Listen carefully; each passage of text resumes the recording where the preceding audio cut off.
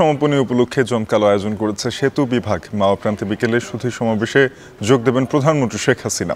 এই মুহূর্তে সুধী সমাবেশ স্থলে আছেন সহকর্মী দেবরাজ দেব ও জাহিদ হাসান।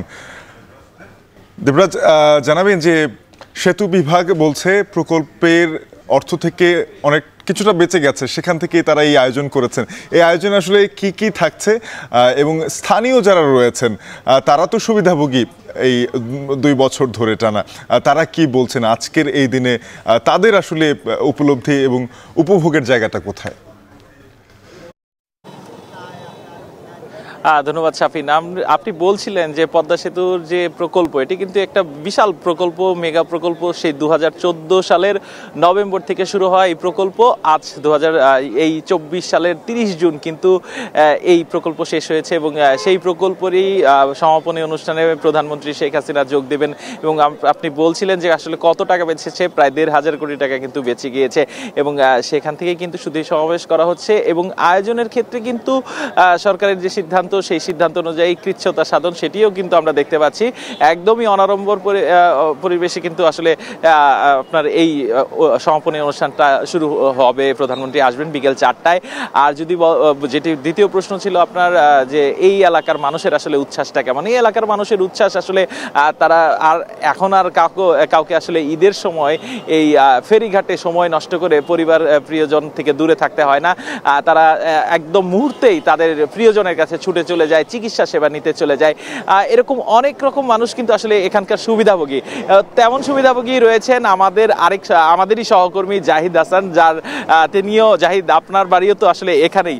তো আপনি ব্যক্তিগতভাবে যে সুবিধাটা ভোগ করেন, সবাই তো আসলে সেই রকম সুবিধাই পান।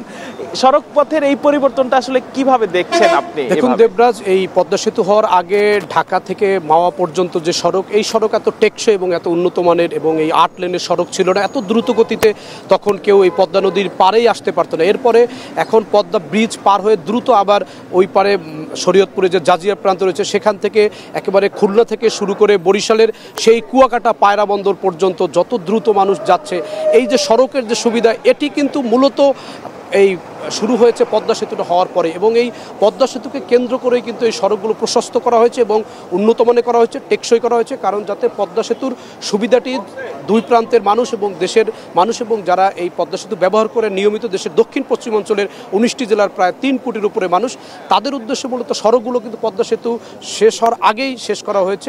জাহিদ, আমি যদি আরেকটা প্রশ্ন করি আপনাকে, সেটা হচ্ছে যে শুধু তো সড়ক, রেল যোগাযোগও কিন্তু যুক্ত হয়েছে 2023 সালে। সেই ক্ষেত্রেও কিন্তু একটা বিশাল প্রকল্প, যেটা আসলে যশোর, এই পাশে কুয়াকাটা, পায়রা বন্দর সবকিছুকেই সংযুক্ত করছে। আসলে যে কারণে এই সংযোগগুলো ঘটানো, কলকারখানা, কর্মসংস্থান, সেদিক থেকে আপনার মানে যে স্থানীয় যে পরিবেশ, সেটার আসলে কতটা আগিয়েছে আপনি বলেন? দক্ষিণ অঞ্চলের বেশ কিছু জেলা ইতিমধ্যেই শিল্প কলকারখানার কিছু পরিকল্পনা হয়েছে, ব্যক্তি পর্যায়ে উদ্যোগ নেওয়া হয়েছে। এবং ওই অঞ্চলের মানুষ হিসেবে আমি যেটি দেখেছি যে মানুষের মধ্যে বিনিয়োগ করার যে প্রবণতা, মানুষের মধ্যে ব্যবসা করার এবং বড় বড় ধরনের ব্যবসা প্রতিষ্ঠান গড়ে তোলার যে চেষ্টা, যে পরিকল্পনাগুলো, সেগুলো এখন অনেকটা দৃশ্যমান। সড়ক যেহেতু ভালো হয়েছে, সেতু হয়ে গেছে, দ্রুত সময় ঢাকা তারা আসতে পারছে এবং দিনের মধ্যে তারা পণ্য নিয়ে আবার নিজের এলাকায় যেতে পারছে। এ কারণে মানুষের মধ্যে ব্যবসা বাণিজ্যের প্রতি একটা যে ঝোঁক, সেই ঝোঁকটি মূলত বেশি দেখা গেছে। এবং এই ঝোঁকটাই এত বেশি বেড়েছে যে মানুষের মধ্যে উন্নয়ন এবং যে উন্নয়ন অগ্রগতির যে ছোঁয়া, সেটি সরাসরি দেখার জন্য এই পদ্মা সেতুর যেই চ্যালেঞ্জটি, সেটি সফল হওয়ার পরে কিন্তু মানুষের সেই প্রভাবটি পড়তে শুরু করেছে। বিশেষ করে আপনি যদি মাদারীপুরের শিবচর বলেন, এটি কিন্তু ঢাকার লাগোয়া একটি শহরের মতো হয়ে গেছে। তারপরে পুরো মাদারীপুর, ফরিদপুর অঞ্চল কিন্তু পুরো সড়ক থেকে শুরু করে মানুষের জীবনমান সবকিছুর পরিবর্তন।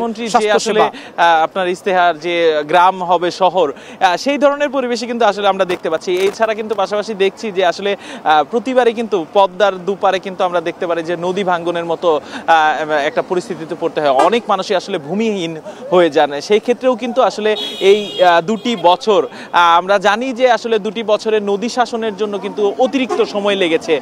সেতু চালু করে দেওয়ার পরেও, রেল যোগাযোগ চালু করে দেওয়ার পরে মানুষের যোগাযোগ ব্যবস্থা উন্নত হলেও আসলে মানুষের মনে কিন্তু একটা প্রশ্ন আছে যে 2 বছর কেন অতিরিক্ত আসলে সময় লাগলো, কেন এই সমাপনী অনুষ্ঠান? এটা তো আসলে বাংলাদেশের প্রেক্ষাপটে একটা নতুন আসলে ধারণা, সেটার ব্যাপারে আপনি আসলে কি জানতে পেরেছেন? হ্যাঁ, এই পদ্মা সেতুর যে চ্যালেঞ্জ ছিল সেটি তারা সফলভাবে মোকাবেলা করতে পেরেছে। কিছুক্ষণ আগে প্রকল্প পরিচালক শফিকুল ইসলাম যেটি বলছেন যে তারা এই 2 বছর মূলত কী কাজগুলো করেছেন, তারা নদী শাসনের যে বাকি কাজগুলো করেছেন, নদী রক্ষণাবেক্ষণের কাজগুলো করেছেন, একই সাথে পদ্মা সেতুর 2 প্রান্তের যে শাসন ব্যবস্থা এবং যে ব্যবস্থাপনা সেটার যে একটি কারিগরি বিভিন্ন দিকগুলো রয়েছে সেই ব্যবস্থাপনাটি তারা একটি কাঠামোগত দিক দাঁড় করিয়েছেন এবং এই পদ্মা সেতুর পরবর্তীতে আর যাতে কোনো ধরনের কাজের জন্য আলাদা করে সময় দিতে না হয়, নিয়মিত যে নিয়মতান্ত্রিক যে ব্যবস্থাপনা দেখভাল করা, এর যত্ন নেওয়া, এর রক্ষণাবেক্ষণ করা, এর জন্য যে একটি কাঠামো দরকার, এর জন্য যে একটি ব্যবস্থাপনা দরকার, পুরো বিষয়গুলো এই 2 বছরে প্রকল্পের সাথে যারা জড়িত তারা শেষ করেছেন এবং তারা বলছেন যে তারা সকল কাজগুলো সফলভাবে শেষ করেছে। এবং এই সফলতা আমি কিন্তু আরেকটু যদি জাহিদের সাথে যোগ করি, সেটা হচ্ছে যে প্রকল্প পরিচালক বা সেতু বিভাগ সবাই কিন্তু সরকারের পক্ষ থেকে বলা হচ্ছে যে এই যে সেতু প্রকল্পে পুরো যে প্রকল্প এলাকা এটা কিন্তু একদম রাষ্ট্রীয়ভাবে আসলে পরিচালনা করা হবে, যাতে বিদেশি কোম্পানির উপরে যে নির্ভরতা সেটি কিন্তু বন্ধ করতে চাচ্ছে সরকারের নীতি নির্ধারকরা। তবে তো আসলে এতগুলো কথা কিন্তু এই পদ্মা সেতুর প্রকল্প শেষ হওয়ার কে ঘিরে এই অঞ্চলের আসলে যে পরিবর্তনটা সেটাই কিন্তু আমরা বলার চেষ্টা করলাম।